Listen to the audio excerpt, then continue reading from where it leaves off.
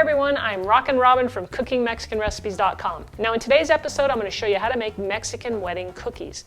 Now you remember these are the little bite-sized cookies that we're going to dust with powdered sugar, and they look just like little snowballs.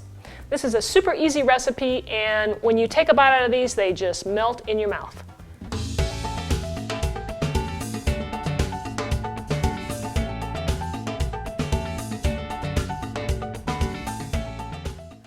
All right, so let's go over our ingredients for our little snowballs. Here we go. We're going to need some flour.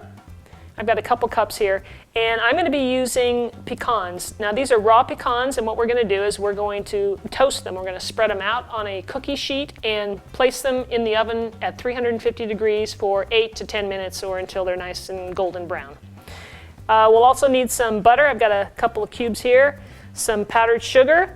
This is a combination of vanilla extract and almond extract. We'll need a little bit of salt, and then over here I have a dish for coating this is a dish of powdered sugar so we can coat our little snowballs. After your pecans have toasted in the oven, set them out on the counter like I've done here. I've set them out to cool, and then once they're cool, now we're ready to go ahead and chop them up, or I'm going to use a food processor and just pour them right in. Now, when we're doing this, we want to grind them up so that they're I like them very small, but try not to get them pasty. All right, so here we go. We're going to pulse. Now you can see in here, they're very small pieces, so that's perfect. Now all we have to do is measure them out. So I'm going to need a cup, so I'll just use my measuring cup here. Okay. Now we're ready to go ahead and combine and cook and mix all of our ingredients. When we start mixing all of our ingredients, we want to make sure that our butter is softened. So just set it out on the counter for, half an hour at least. That should work. So we're going to cream our butter and our vanilla and almond extract together first. Okay, so once we get the butter creamed with the extracts, we're going to add our powdered sugar, and you want to be careful because this will poof up at you, so just add a little bit at a time and go slow with it. And then scrape down the sides as you need to. Now we're ready to add our flour, but before I add the flour, I'm just going to toss the salt in with the flour.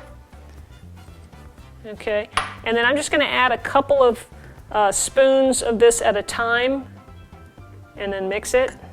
You don't want to pour it all in at once. And then we'll just keep adding until all the flour is incorporated.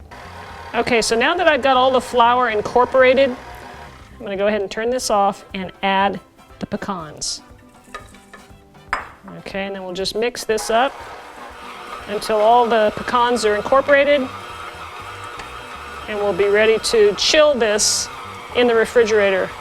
So now that all the nuts and everything is incorporated, I'm going to go ahead and place my dough into this container here, and I'm going to place it in the refrigerator until it chills down, because what we have to do with this is make little balls out of it, and right now it'd be a little too sticky to handle. So just put your dough in a container, cover it, and refrigerate. It may even take an hour, so somewhere between a half an hour to an hour. Okay, so our dough has been chilling for about a half an hour. Now it's time to start making our little snowballs. So grab some dough, and I like to make them just about 1 inch in diameter so they're nice and bite-sized, something like that. And you can just place them right on your cookie sheet. And they don't spread out too much, so you can just keep them about 2 inches apart. Now my cookie sheet has parchment paper on it. You can do that, or you can just grease your sheet with a little bit of butter or shortening. That works too. Okay, our cookies are done after 15 minutes, and I want to show you what they look like. They don't really look real done when you look at them like this, but your telltale sign is the bottom of your cookie is nice and golden brown.